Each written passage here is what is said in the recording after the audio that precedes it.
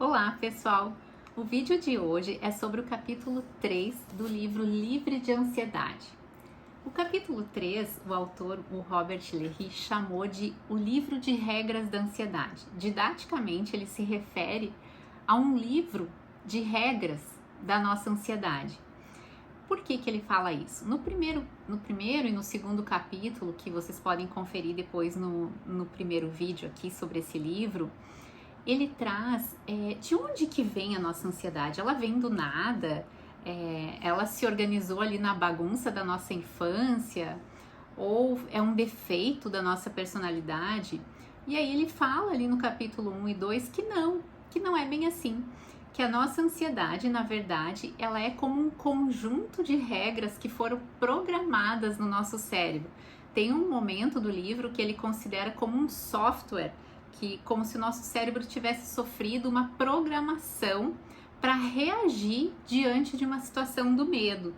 Até nesse capítulo aqui ele fala, é tão complexa, né? Diante de toda a complexidade que tem o comportamento humano, o ser humano, diante de uma situação de medo, de ansiedade, ele vai seguir as regras.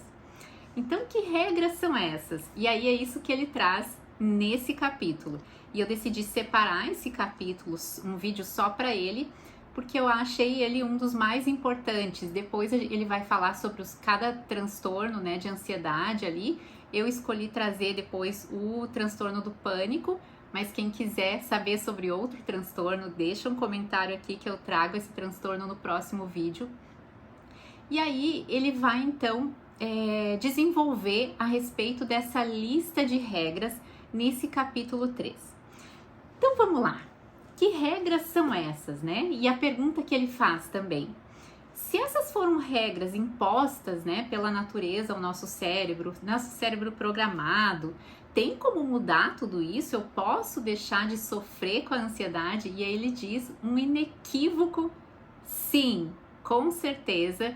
Qualquer pessoa que sofre com ansiedade, e aqui ele traz um termo que eu estranhei, mas enfim, não sei se é erro de tradução ou não, ele diz mesmo o cérebro normal, como o cérebro que tem ansiedade, né, da pessoa que sofre com ansiedade, pode se beneficiar muito com essa forma que ele traz aqui.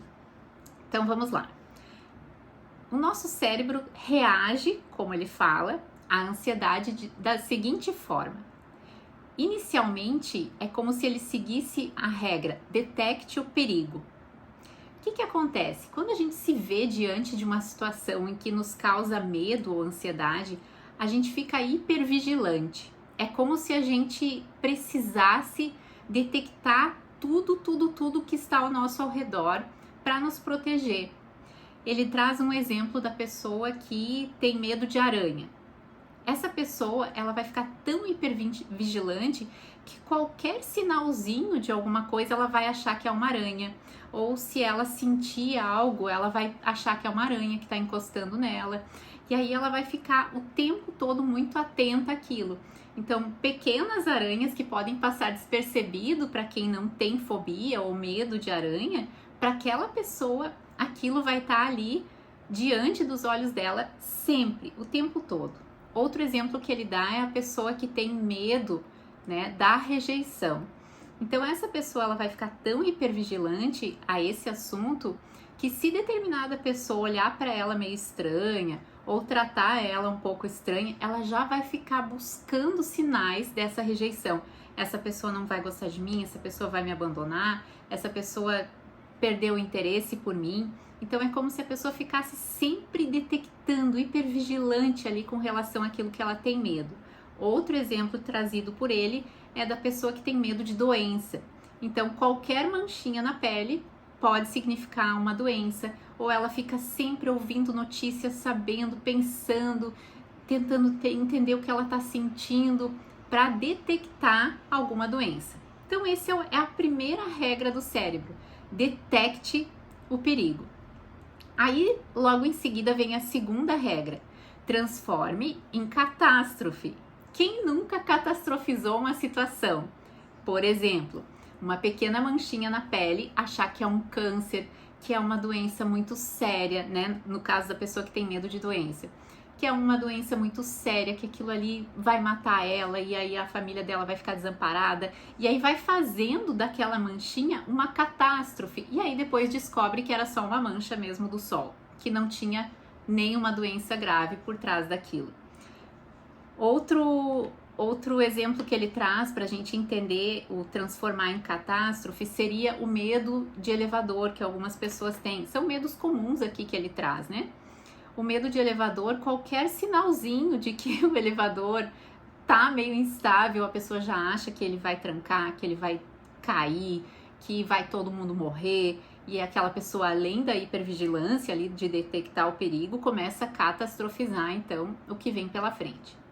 E aí a terceira regra do nosso cérebro é ter controle. Então, diante da pessoa, a pessoa detectou o perigo, né? Aí ela catastrofizou. Aí ela acha que ela tem que ter controle de tudo. Então ela tem que controlar a situação. Por exemplo, ela acha que ela cometeu um erro no trabalho, ele dá esse exemplo, a pessoa volta lá no escritório, revisa tudo, olha tudo e quer ter controle sobre tudo. Outro exemplo que ele trouxe nessa de controlar é a pessoa que encosta numa pia de um banheiro, alguma coisa, e começa a achar que tá contaminado. E aí começa a lavar as mãos compulsivamente porque acha que foi contaminado e esse pensamento começa a perturbar. E aí, como um complemento do controle, vem a quarta regra, que é evite ou escape. Então, as pessoas têm uma tendência, quando elas entendem, elas passaram por detecção do perigo, aí elas transformaram em catástrofe, aí elas viram às vezes que não tem controle, porque a gente não tem controle de muita coisa na vida, né? Na verdade, a gente tem controle de pouquíssimas coisas.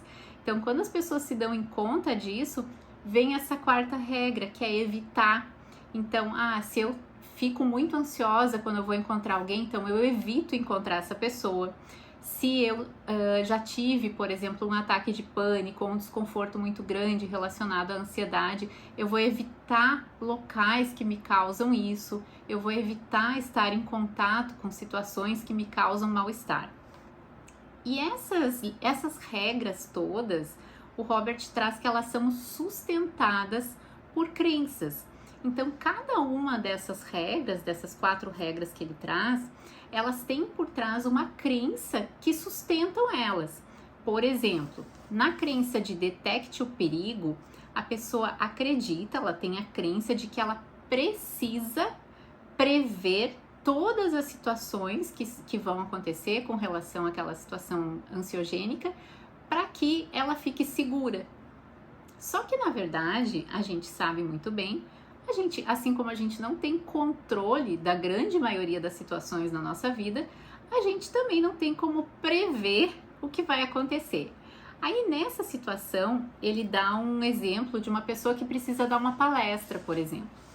E aí ela começa a pensar, o público vai ser hostil, eu vou ter um branco, eu não vou saber, as pessoas não vão gostar, vai ser horrível. E ela começa a prever aquilo. A intenção da pessoa é que o prever isso tudo vai deixar ela mais tranquila, né? Vai deixar ela mais segura. Só que, na verdade, o que acontece, ela fica muito mais ansiosa. Ele fala que o cérebro primitivo, esse que a gente herdou, quem não assistiu, assiste lá o primeiro vídeo. Esse cérebro primitivo, ele faz com que a gente seja guiado pelas emoções. E quando a gente está sendo guiado pelas emoções, a gente perde a capacidade de olhar para as coisas de uma forma mais realista, né? A gente não tem a capacidade de racionalizar sobre as situações, de olhar o que tem ali, fazer a checagem dos fatos, das evidências que comprovem aquilo que eu estou pensando. E aí, quando o nosso cérebro ele está sob o domínio, então, do nosso cérebro emocional e não do nosso cérebro racional, ele não tem essa condição de identificar o que realmente é um perigo, o que realmente a gente vai considerar tudo perigoso e tudo na iminência de ter que resolver agora. Isso não é estranho, né? Para quem sofre com ansiedade aqui, pensar que se me falarem que eu tenho que resolver alguma coisa daqui a um mês, eu vou ficar pensando, tentando resolver, pensando em todas as possibilidades até chegar à data. Então existe uma iminência de resolver aquilo que me causa ansiedade. E outra característica também que ele traz é que a gente decide que aquilo é perigoso e pronto. Por exemplo, eu tenho uma aula para dar. E aí eu começo a pensar que os alunos não vão gostar, que aquela aula vai ser chata, que eu não vou saber explicar o conteúdo. E aí eu entendo que aquilo é perigoso, eu passo a acreditar naquilo ali e eu não questiono os meus pensamentos. Existe até um livro dele, que tem um vídeo meu também aqui lá no início do canal, que é o Não Acredite em Tudo que Você Sente. Que ele explica mais ou menos isso, assim, a gente é tão guiado por aquilo que a gente está sentindo, não, eu acho que essa aula vai ser ruim, e aí eu fico ansiosa e eu acredito naquilo e não questiono. Então ele ensina nessa primeira parte, nessa primeira regra, a gente vê as coisas de maneira mais realista. E isso eu gosto muito de sempre falar para os meus pacientes no consultório, que quando a gente vai trabalhar esse buscar as evidências, olhar para situações como de fato elas são, não é que a gente queira transformar as coisas naquele positivismo, olhar tudo sempre pelo lado negativo. Não, não. Às vezes a gente vai olhar para uma situação, vai ver que ela é ruim mesmo, que aquilo ali talvez seja exatamente como eu estou pensando, mas aí a gente vai olhar para ela da forma mais realista possível e tentar buscar estratégias para resolver aquele problema. Diferente de quando eu começo a catastrofizar, olhar para aquilo como se não houvesse solução e como se aquilo fosse tão horrível que vai acabar o mundo para mim. Porque é assim que a gente pensa quando a gente está levado pelo nosso cérebro emocional, pela parte emocional do cérebro. Então ele fala, né? Você decide que é perigoso e pronto, sem considerar se de fato é uma situação perigosa. Qualquer sinal é conclusivo. E aí ele traz na página 38, quem tiver o livro, essa mesma edição que a minha e quiser acompanhar, deixa eu ver aqui que eu marquei as perguntas que ele sugere que a gente faça para tentar deixar as coisas mais realistas possíveis. Por exemplo, eu estou usando as informações de que disponho ou só os aspectos negativos? Vamos pegar o exemplo desse da palestra que ele deu. A pessoa acha que ela vai ter um branco, ela acha que as pessoas não vão gostar, que o público vai ser hostil, que as pessoas não vão entender, lá, lá, lá, lá, lá. Ela está usando as informações de que ela dispõe, os fatos, ou só os aspectos negativos? Então, ela já deu outras palestras antes, mas isso ela não está levando em consideração. Ela se preparou muito, nunca aconteceu do público ser hostil com ela. Então, ela olha para as possibilidades e não para as probabilidades. Possibilidades, em todas as situações, a gente tem muitas. Probabilidades, bem menos. Estou fazendo previsões com base nos fatos ou simplesmente nas emoções. Quando a gente trabalha com TCC no consultório, a gente faz muito isso, que é o teste das evidências, né? A gente é uma técnica da TCC que a gente faz com que o paciente não questione, né, sobre um pensamento que ele está tendo. O que de fato tem nesse seu pensamento? Quais são as evidências que comprovam que esse seu pensamento é uma verdade? Quais são as evidências que comprovam que esse pensamento não é uma verdade?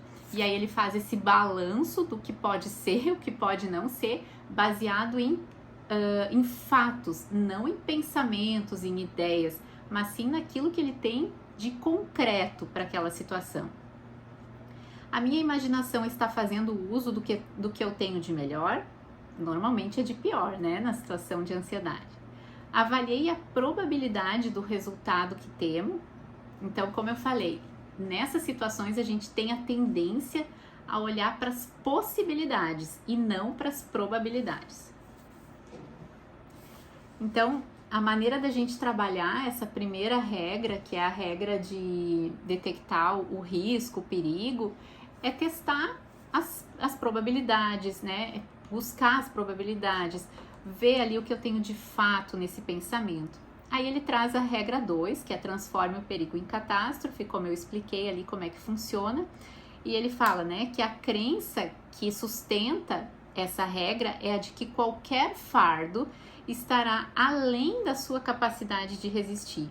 Então eu penso numa situação como ela sendo tão horrível, mas tão horrível que se ela acontecer, eu não vou conseguir superar aquilo, eu não vou conseguir suportar aquela situação, aquilo vai ser desesperador na minha vida. Como, por exemplo, vou dar um exemplo para ficar mais fácil de entender. A pessoa que participa de uma entrevista de emprego e aí ela fica naquela ansiedade pela resposta, e aí ela começa a ter pensamentos com relação a isso. Se eu não conseguir esse emprego, então a minha carreira tá arruinada, eu nunca mais vou ter sucesso profissional, é porque eu sou horrível mesmo. Quando na verdade aquela oportunidade ali não deu certo, mas quem sabe tem outras oportunidades melhores. Fazer esse balanço, né, é muito importante. Então, como ele fala, todas as ameaças são iminentes. Uma vez identificada uma ameaça futura, não haverá descanso enquanto ela não tiver sido evitada.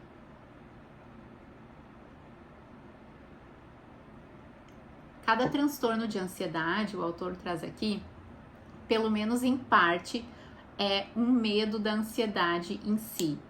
Né? A gente pode ver ali o ataque de pânico, o quanto ele é autogerador. Né? A pessoa começa a sentir, eu vou trazer uma parte específica só do transtorno do pânico, mas ele entende que se o meu coração acelerar, a pessoa que tem o transtorno de ansiedade entende, se meu coração acelerar, então eu tô tendo um ataque, então eu tô morrendo, se eu não conseguir respirar, eu vou morrer. Então ela autogera, né, o transtorno do pânico, e ela tá baseado nesse transformar o perigo em catástrofe. Bom, daí o que ele fala, né? Como que a gente pode lidar, então, como que a gente pode fazer para minimizar, né, esses pensamentos, para lidar com essa regra e transformar ela em algo mais saudável. Aí ele fala, normalize as consequências. O que seria isso? Imaginar essas piores consequências para tudo sempre é um jogo desesperador. Ele traz até uma fala que eu achei interessante. Você pode estar sentado no quintal da sua casa, então, e cair um meteoro na sua cabeça, né? Então, possibilidades a gente tem muitas. A noção de catástrofe é, na verdade, um alarme falso, um pensamento e não um fato. Essa é outra coisa que a gente sempre ensina muito os pacientes, quem trabalha com a TCC, de que pensamento não é fato. Não é porque eu pensei que é uma verdade. A gente precisa aprender a questionar os nossos pensamentos. E aí ele fala que a gente pode trabalhar melhor a nossa ansiedade, lidar melhor com a nossa ansiedade na medida em que a gente vai questionando os nossos pensamentos, questionando essas regras, não deixando elas terem autonomia total na nossa vida, a gente viver de acordo com o nosso cérebro emocional. A regra 3, então, seria controle a situação. Quem é ansioso sabe, né, que a gente tem a necessidade, né, eu falo a gente porque eu também tenho em certa medida ansiedade, muito bem controlada hoje em dia, consigo lidar bem com situações que antes eram mais difíceis para mim, mas a gente entende que a pessoa que tem uma tendência a um maior nível de ansiedade, ela acha que ela tem o controle, que ela consegue impedir que todas as coisas ruins aconteçam. E como eu falei ali no início do vídeo, é muito claro que a gente não tem esse controle, né? A grande maioria das coisas da vida a gente não vai conseguir controlar. Então, a crença que mantém essa regra do controle a situação é você tem o poder de impedir que todas as coisas ruins aconteçam, e desde que eu esteja no controle da situação, nada poderá me ameaçar. Mas então, como alternativa a essa regra de controle a situação, abandone a necessidade de controlar. E aí ele fala: ao assumir a nova regra, você perceberá que os seus pensamentos, sensações e emoções ansiosas diminuirão por conta própria. Nesse momento do livro aqui, ele dá um exemplo que eu achei bem interessante da pessoa, não lembro se ele fala que é uma criança ou uma pessoa que está aprendendo a nadar. E aí, ela naquela ânsia de não afundar, de conseguir nadar, ela vai bater os braços de qualquer forma e isso não vai ajudar.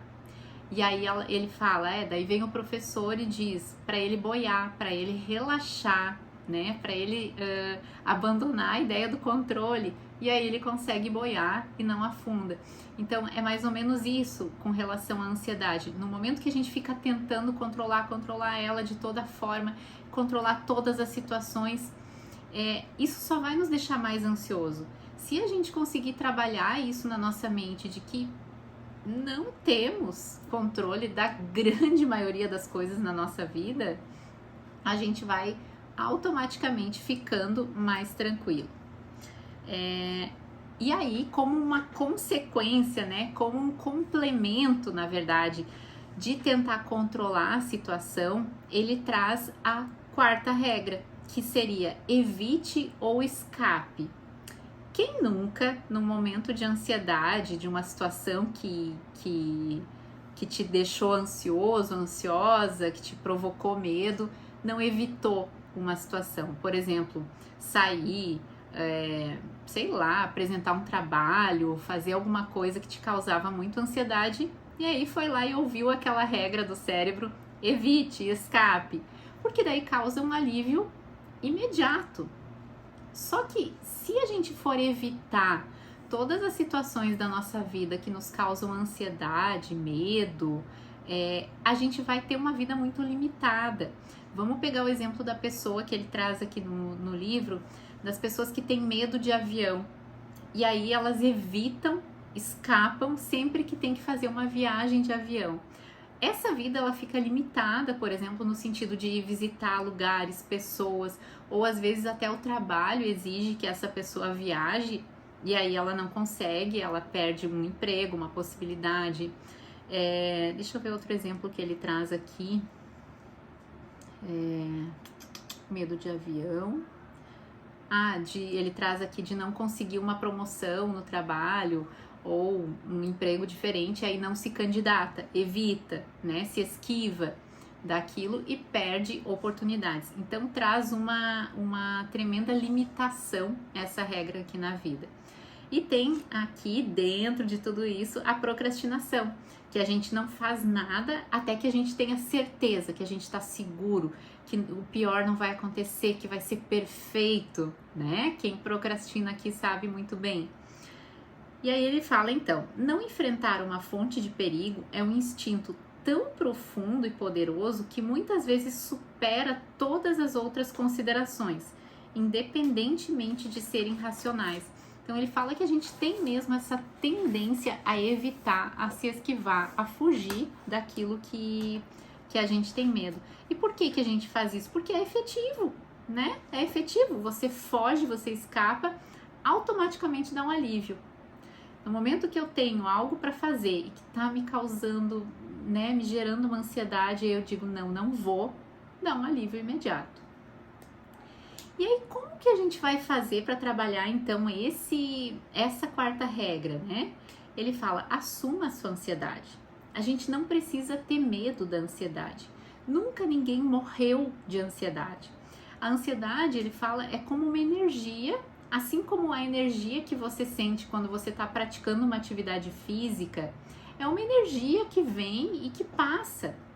Ela não vai morar ali com você, né? Aquela situação, ela vai te causar um desconforto e se você ficar tentando evitar que o coração acelere, tentando evitar que falte o ar, isso só vai piorar. Se a gente aprender a relaxar e a aceitar que a ansiedade ela faz parte da nossa vida, que ela é aí uma herança, né, como ele traz dos nossos ancestrais, que a gente tem situações que quanto mais a gente se expor à ansiedade, se permitir sentir esses sintomas sem medo, cada vez mais ela vai diminuir. E isso a gente tem a comprovação, por exemplo, como que a gente trabalha no consultório uma pessoa que tem, vamos pegar ali uma fobia, vamos pegar a fobia de aranha, que ele traz bastante aqui no livro. Não tem como a pessoa tratar a fobia de aranha sem entrar em contato com a aranha, sem ver a aranha, sem chegar perto. Não tem como. Então a gente vai trabalhar um medo, uma fobia, uma situação que causa muito desconforto, entrando em contato com essa situação. Claro que não é de uma forma, né, rápida, ela é gradual, a gente vai entrando em contato de forma constante, gradual, repetidamente, até que aquele estímulo seja um estímulo neutro para a pessoa, que ela não sinta mais muita ansiedade com relação àquilo ali.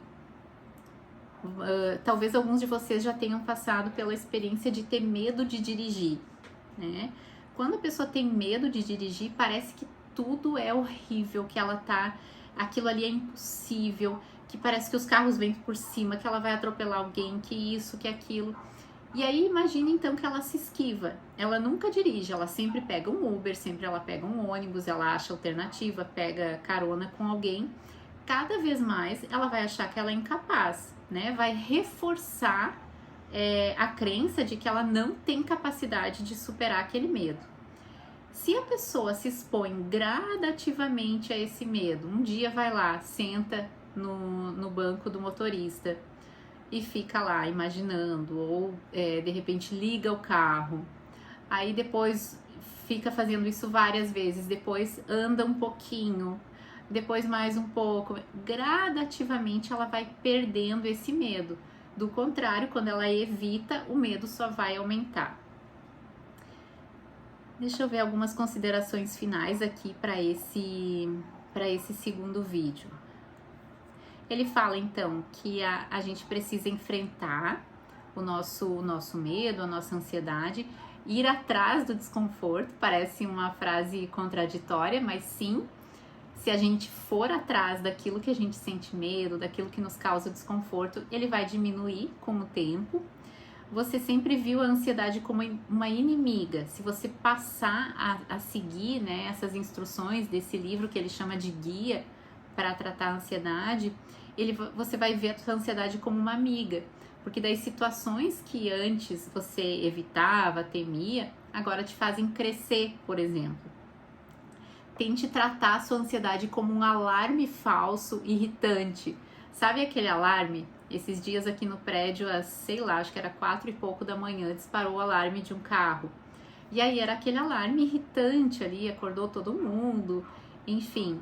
Tente ver a ansiedade como isso. É só um alarme irritante, um alarme falso, não tem nada de ruim acontecendo, né? É só aquele ruído incomodando. Às vezes o desconforto é um amigo, né? Ele informa que você está progredindo. Então, muitas vezes situações que são desconfortáveis para você são as situações que vão te levar a crescer, a ir, né, ao alcance daquilo que é importante para você, que traz sentido para sua vida. Quando você faz o contrário de se esquivar, você muitas vezes está indo para longe daquilo que é importante para você, que é um valor de vida, alguma coisa assim. Algumas crenças que ele traz para finalizar, então, e que a gente acaba se apegando. Eu não deveria me sentir ansioso. Não tem como, né? Ninguém vai ficar sem sentir ansiedade.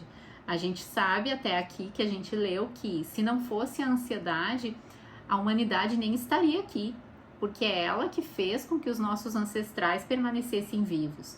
Então, muitas vezes ela nos ajuda muito, nos deixa mais alerta, contribui para que a gente se preocupe com algumas coisas e pense em situações, né, se for de forma equilibrada, se for de forma racional, que a gente consiga se preparar para situações que não são fáceis. Algumas pessoas pensam na ansiedade como uma forma de insanidade. Lendo até aqui também, agora ficou claro que não se trata disso. Pode se pensar que ela é perigosa. Não tem perigo, ninguém morre de ansiedade.